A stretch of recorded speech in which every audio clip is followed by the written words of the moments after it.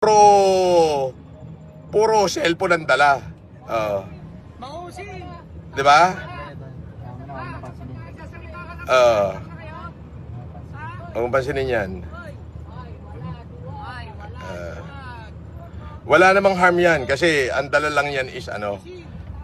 Ang dala lang yan is cellphone. Cellphone lang ang dala niyan. Tanggalin mo cellphone mo, aabutin ka. Di ba? Tanggalin mo cellphone mo. Tanggalin mo cellphone mo. Di ba? Ayan mga kamag-anak na yan. Wala namang bearing yan eh. Ang bearing niya puro kwento, oh. Puro kwento ang laban, oh. Ayan, oh. Tamo, lalayo na, oh.